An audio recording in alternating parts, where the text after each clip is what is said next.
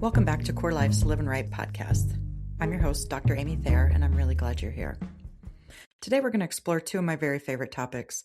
I've taken deep dives into both of them in the past, and it's only recently that I've begun to really understand and appreciate how they're so intimately and critically intertwined. But before we dive in, I want to invite you to do something simple but rare, and that's breathe. In fact, I invite you to participate in what's called the 4-7-8 breathing exercise. It's one of my favorites to become more grounded and calmer and really concentrated on what you're doing. So let all the breath out of your mouth first. You're going to breathe in through your nose for 4 seconds and then hold that for 7 seconds and then breathe out your mouth for 8 seconds. Hence 4-7-8 breathing. So let's do it together. Breathe in. Hold it.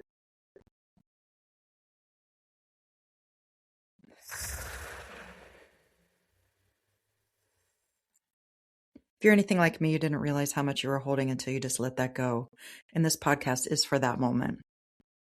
For the pause beneath the productivity, the deeper questions beneath the accomplishments, for the quiet realization that doing well on paper doesn't always mean feeling well in your body, in your relationships, or in your life.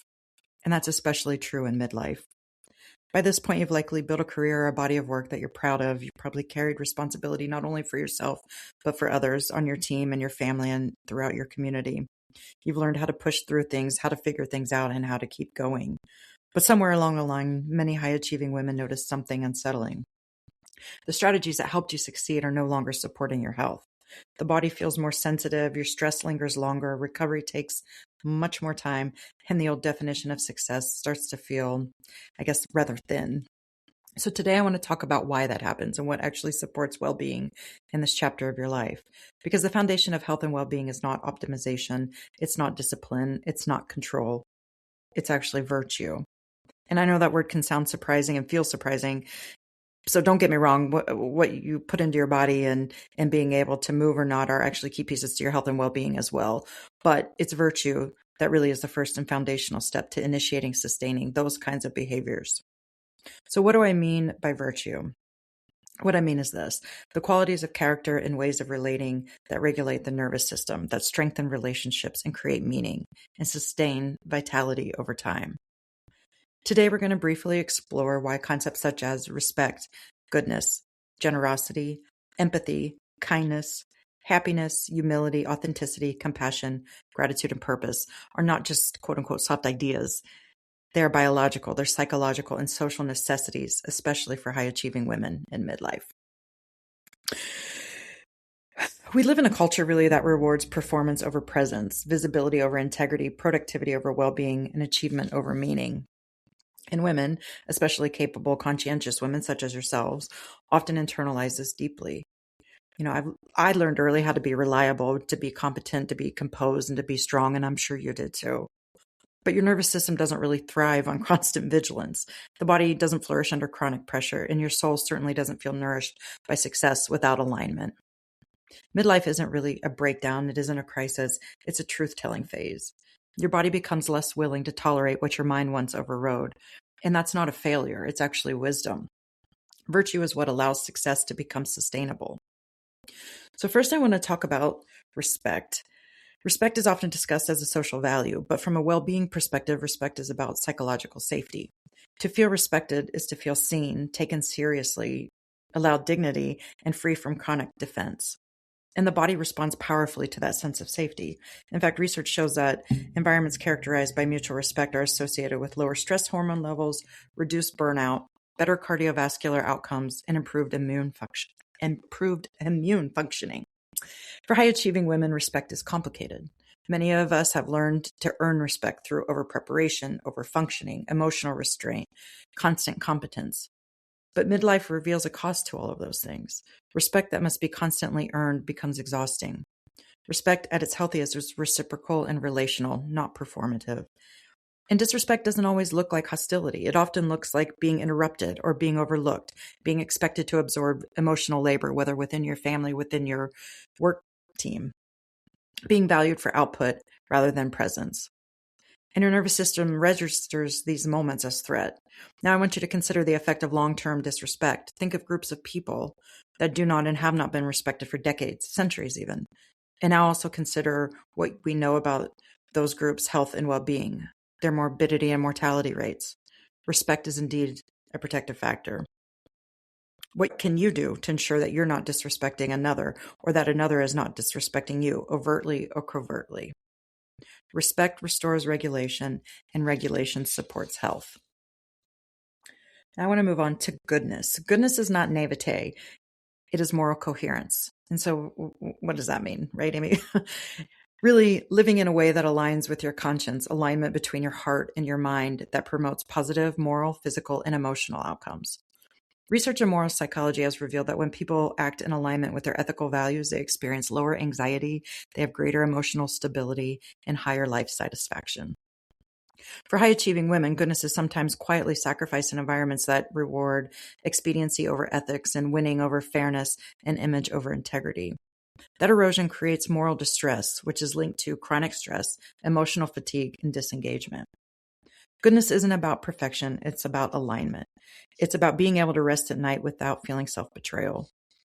Where do you show or experience your goodness?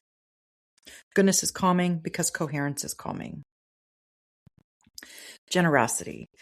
Generosity directly affects health because it strengthens social bonds, and studies have consistently shown that generous behaviors are associated with lower mortality risk, reduced depression, and improved cardiovascular health. But generosity only heals when it's freely given.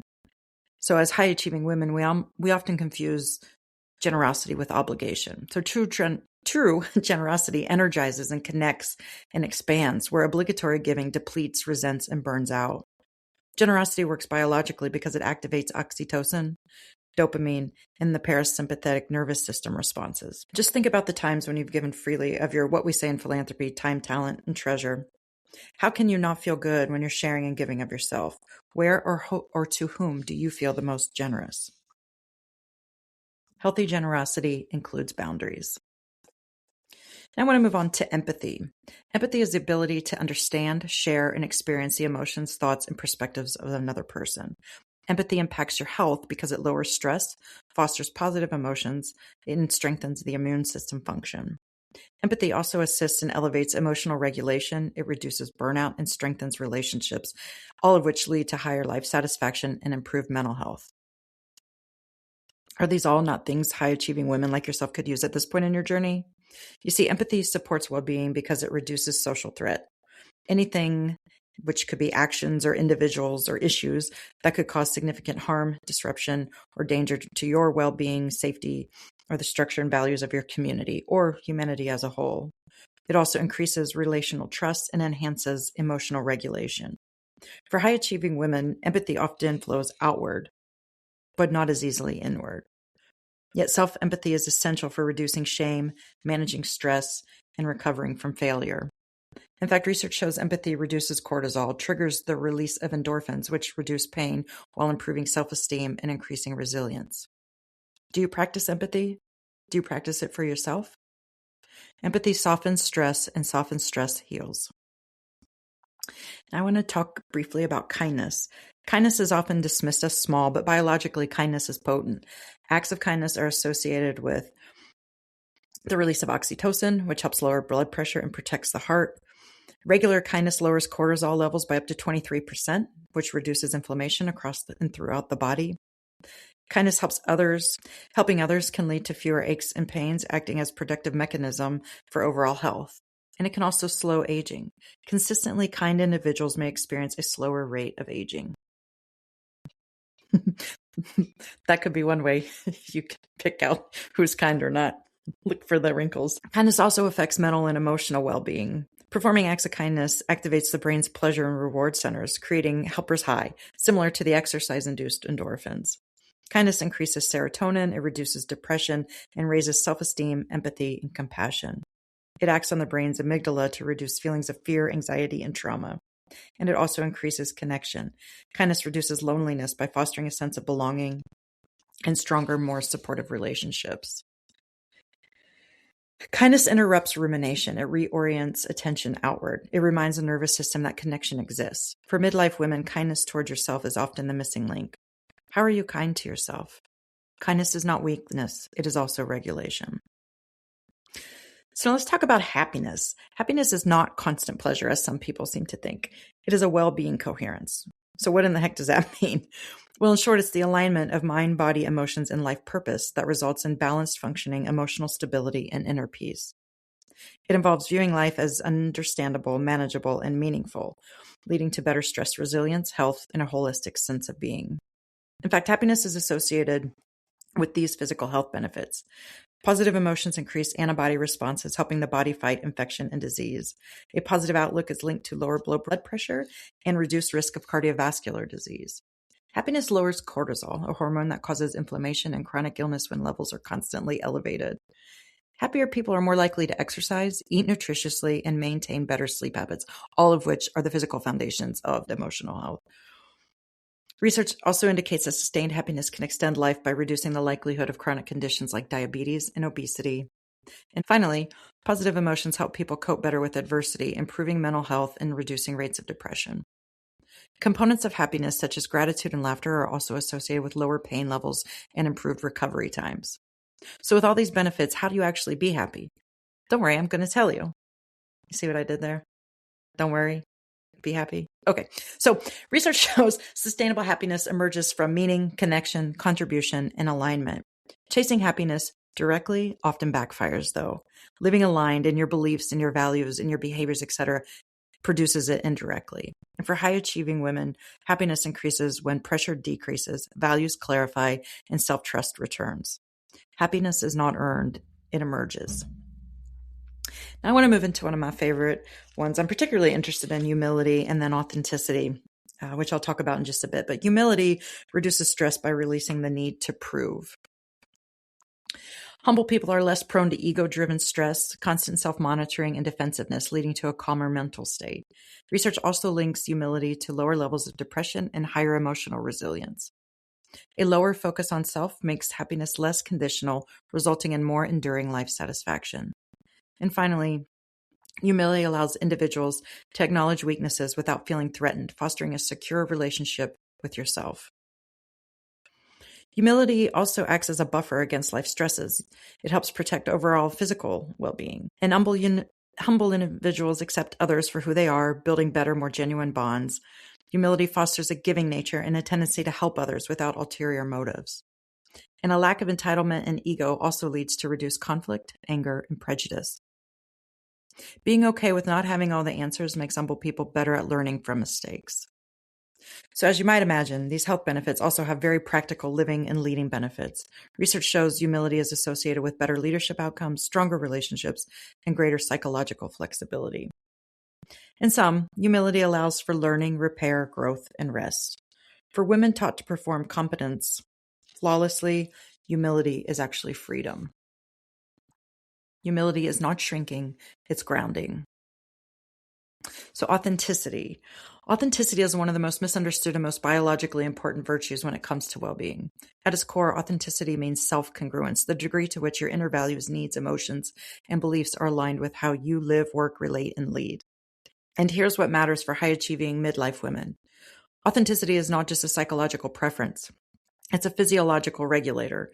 Research consistently shows that higher levels of authenticity are associated with lower perceived stress, lower depressive symptoms, greater life satisfaction, stronger immune functioning. Why? Because inauthentic living requires chronic self-monitoring. When you're performing, you scan for approval, you suppress emotions, you override bodily signals, you maintain roles that may no longer fit. And the nervous system interprets that as threat. Over time, this leads to elevated cortisol, emotional exhaustion, decision fatigue, and a growing sense of internal dissonance. For high-achieving women, authenticity is often delayed, not because you don't value it, but because early success required adaptation. We learned how to be capable, how to be agreeable, how to be impressive, and how to be composed. Those adaptations were intelligent. They helped us survive and succeed. But midlife asked a different question. Who are you when you stop monitoring and managing perception?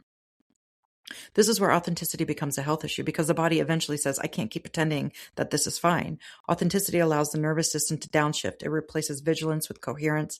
It tells the body, I am safe to be myself. Authenticity is not oversharing. It's not impulsivity. It's not self-centeredness. It's integrity, and integrity is calming. So now we'll move on to gratitude. Gratitude is often framed as a mindset or a moral virtue. But from a health perspective, gratitude is a regulatory practice. Gratitude directly influences the brain's threat and reward systems. Research shows that consistent gratitude practices are associated with improved sleep quality, reduced anxiety and depressive symptoms, lowers inflammation, and is responsible for improved heart health. Gratitude works because it counteracts scarcity thinking. And scarcity is one of the most exhausting mental states for high-achieving women. Scarcity sounds like, oh no, I'm behind. I should be doing more. This isn't enough. I'll rest later. The brain under scarcity stays in vigilance mode. The brain stays braced. Recovery becomes difficult.